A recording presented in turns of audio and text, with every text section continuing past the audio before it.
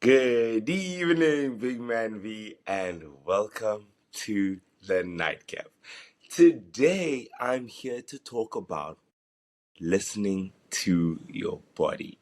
And I think it's such a particularly poignant message at this time of the year because, it's Happy New Year. It's rise and shine. We're starting the year. We're up and we're active and we're kind of engaged in so many beautiful things, right?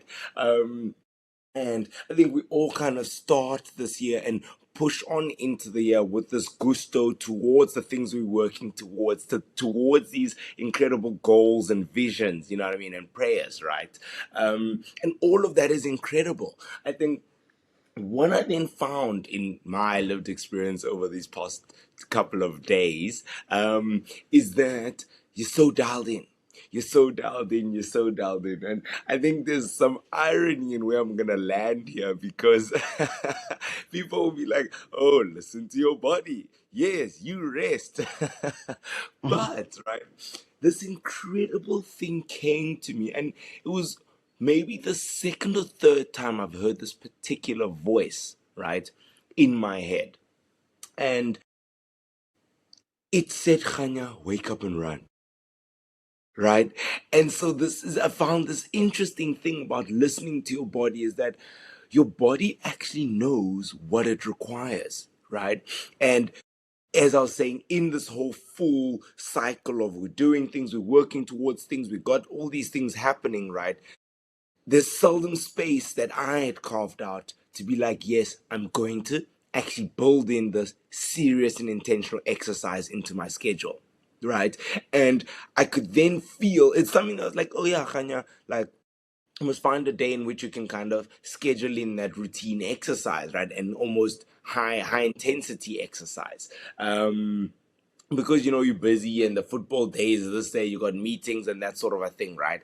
And but I kind of never got to it, never got to it. And in my mind, the voice in my head for a couple of days just kept saying, Khanya, run, run, run. And I think the body was just telling me, like, bro, you got to get your legs moving, get the heart pumping, get the oxygen to your brain. And I think it's so important because all of that, for me, that listening was kind of like, do this thing so we can empower your brain to do more, to think more, to be more energized and direction towards doing all the things that you got to do. Yeah, that's my listen to the body. What do you think? Tell me about that. So I guess when it becomes difficult, and I guess as both of us as previous auditors will attest to this, is when busy Oh, season you brought comes, order right? into this. Yeah, I think it's when busy season comes, and how do you find that balance? Because your body, you need to sleep. There's, I don't know, let's say you're at work for 13 hours of the day. Mm, mm, You mm. need to eat. So assuming, let's say, someone is listening who does have that lifestyle where work is just busy and the hours are crazy, then how Yeah. do you fit it in? And I think that was exactly the mini kind of conundrum that I was in. I'll be honest. My life, and I'm so grateful, does not look like a busy season January anymore. It's funny because the other day Okay. I realized, oh my goodness, it used to be that crazy, right? But yes, everyone lives that cycles, and we've done our time. So it's not that, but you can always get caught in this quote unquote busyness, even if there's on schedule stuff that are quite intense. And I realized the actual tweet is, bro, get up and do it. 30 minutes is not going to change your day, right? And this is not me saying to other people. This was what I had to say, realize to myself is that I did a 5K, was what, 22 minutes sort of a thing, and I'm done, right? And I wasn't doing it to get done, but you realize that in actuality, you put the 30 minutes aside, you wake up, get out of bed, and then you move and you cycle, you return back and like, I'm alive. I'm back at it. And I think, yeah, I suppose to start there, to answer your question, that is what I'd kind of found. Okay. And I guess obviously we live in different parts of the world, and you guys at least you get your steps in. I'm not sure if you get your 10,000 Mm, steps a day, mm, but you mm, get your mm. steps in. Whereas for me, as a Joe Burger, I drive everywhere. If I want to get 10,000 steps in, and I had this conversation with my mom, funny enough, that if you Yeah, want to tell get me, tell 10,000 me. steps in a day, you have to be intentional about it. You're not just going to get 10,000 steps in as a Joe Burger. Absolutely, and kind of tell us what that means, what that looks like then for you. You know what I mean? Yeah. So for me, okay, obviously, if you playing a round of golf, then that's sorted. And I guess just walking as much as you can. So I mean, I live on the second floor. Just take the stairs. Like Mhm. it's Take not the the end of the world. stairs. Sort of thing. Just take a walk between work, and I was really good at that. Like in my older days, that like I would just get up after an hour and be like, just I'm going for a walk, sort of thing. And then it wasn't for the 10,000 steps. It was What just V for meant like to mental say is he clarity. was walking around to go meet all the people and have chats. 10,000 steps. That was a part of it. It was Mm, mm, in mm, my farewell like email, I did say that one of my favorite things about the audit days was, being able to connect with people. I was someone who enjoyed going to the office, so I know this is off topic, mm, but I mm. enjoyed going to the office because you could see people, and that 2 minute conversation that you have with someone, and and you can see the joy in their face, or maybe they teach you something that you didn't know. I love that personally. Mm, mm, mm, So, mm, so mm. you're not wrong. I did walk around and chat to people, but I did get in an hour early to compensate for that. No, that is fair. That is 100% fair. That is 100% fair. And I think it's just almost in line with that. It's that intentionality, right? That intentionality of um getting up and getting sort of active and getting engaged. You know what I mean? I wouldn't even call it necessarily like, oh, active, like you have to be like, I'm not a gym guy, but it was just carving in and creating that intentional, I'm moving my body, because that's what our bodies know, right? Our bodies know exactly when you're hungry, what do? You eat, right? When you don't eat, you kind of feel like everything is happening. You can't think, you can't do, you can't this, you can't that, right? And it's literally the exact same concept that I realized is I was thinking about doing this thing for so long, but my body, the inner voice was just like, bro, run. But then one day, kind of, I didn't have my active sort of way, active shoes. I was like, when I get home tomorrow, boom.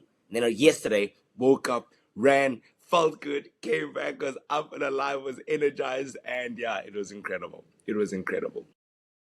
So I think that's really been part of my journey in these first few days of January, to just kind of build in that routine, build in that cyclical nature of all the type of things that I'm doing. And now it'll be involving running. There's a couple of other things that I thought, okay, cool. Should I do like Pilates? Should I do? But then it kind of thought, this is random.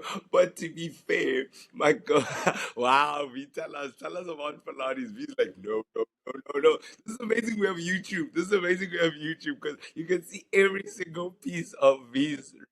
And tell us Pilates. So I don't know if you remember, we did that podcast episode where I spoke about like there's that machine at the gym that like the guys shouldn't like, and it's so funny because people always send me clips of like people making that same joke. I'm like it's a universal thing. Like It's people all over the universal, world agree. amazing. That's Yeah, yeah, so yeah. so for me, Pilates is sort of the same idea, where more so that it's like if you've got a girlfriend, or if like you like someone's girlfriend's making you go, that's different. But to just Mhm. someone be in the Pilates class, it's like it's not wild. I'm not saying it's wild, but it's just like no thanks. I'm not gonna like rock up to a Pilates class. Is that is so funny. You know what? V? If anyone feels like doing anything for V's birthday, let's club together. You know what? Actually, for V's birthday, in this, because by that time it'll be quite a few months in this YouTube thing. Everyone will watch. I'm gonna put a GoFundMe link. All of us put in £1 or one USD, and we buy V a Pilates voucher for his birthday. I'm gonna put this in my calendar. I'm gonna put this in the calendar Absolutely not, reminder. bro. I will not go. I will not go. That's I'm willing to okay. be wasting everyone's money, everyone's time. I will not go. So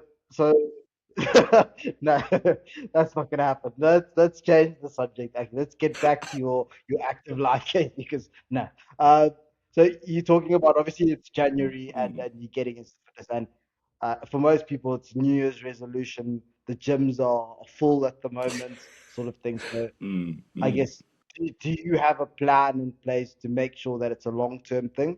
Like anything helpful that you've set? Do you have like I'm gonna run a marathon in 4 months and that's what's Oh gonna keep me. my goodness. Oh my goodness. I say oh my goodness because the marathon has been like looking me in the eye. Like I don't even know that meme where the guy's rubbing his hands looking around the corner. And- exactly. So no, I don't. So almost to answer your question, I'm still at the early stages of that, right? I'm still at the early stages of building that consistency into this whole thing, right? But what I knew is I was forced and pushed into starting.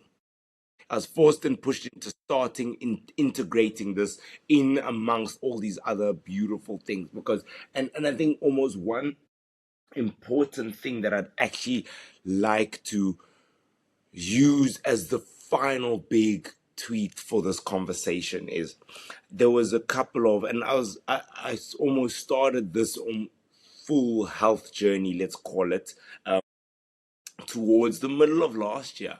And I was listening to a couple of podcasts as I was dialing into not necessarily even health, into kind of intentionality of working and growing sort of businesses and this and this and that. And you listen to podcasts, and a majority of people said an incredible thing. They said, it's all good and well to have all your goals and have all these amazing things and work hard and be the best and be the wealthiest and be the most successful. The one thing that equates us all is our health. And whether you have everything or nothing, it all sits on the bed of you actually having a healthy body and mind. And without that, nothing, nothing can happen.